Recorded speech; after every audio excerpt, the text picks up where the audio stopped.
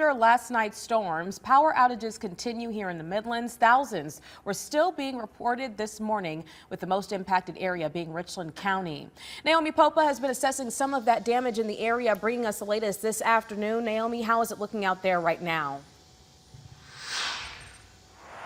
Well, and so you're finding us in Forest Acres. We've actually been working to survey some of the property damage and things of that nature in this area. We've seen lots of downed trees across people's backyards, their front yards, and this, where we are right now, is probably the worst that we've seen it. I want to give you kind of a play-by-play. I was speaking to the homeowner. They refused to kind of go on camera. Obviously, a very scary situation playing out.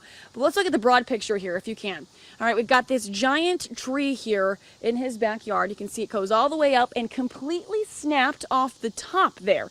Okay, it fell down and landed on these power lines here, and in doing so, if you want to follow me this way, pulled this electrical meter right off this homeowner's home. I mean, completely tore it right off. You can see it right here laying on the ground. We've got both boxes completely ripped from the brick home right here. The homeowners were home. They said it was 8 o'clock, roughly 8 o'clock. They just heard this loud crack, and that was that tree falling, and then everything from there. But this is not all. You can see those simultaneously while this is getting pulled off the wall there. Well, guess what's happening? It's running its way all the way down over here, and that transformer giving out at the top there.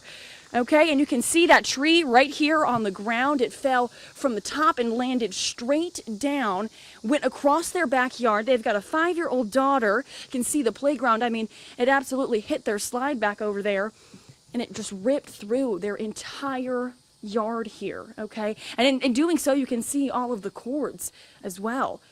All of them, okay? Pieces of that transformer even on the ground here. And all while this is happening, if you don't think it could get any worse, you can follow me inside. Here's their shack here, a detached portion of their home.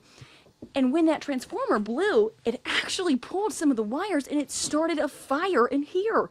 So you can see the entire top of this shed here is black, and that's not the color, okay? That's the fire. So the homeowner was in here pulling things out. I mean, just trying to get rid of this fire. He said thankfully he did have a fire extinguisher, so that definitely played a factor. But had he not, we don't know if the situation would have been much worse. You can see some of the things he was pulling out right over here.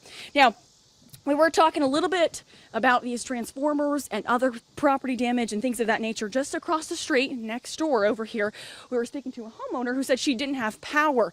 So you can see just how things like this have the ripple effect, right? So we've got one transformer out over here, and then as you're following me this way, you can see this homeowner who I spent the morning with over here, her entire transformer also completely blown out. I mean, falling apart there.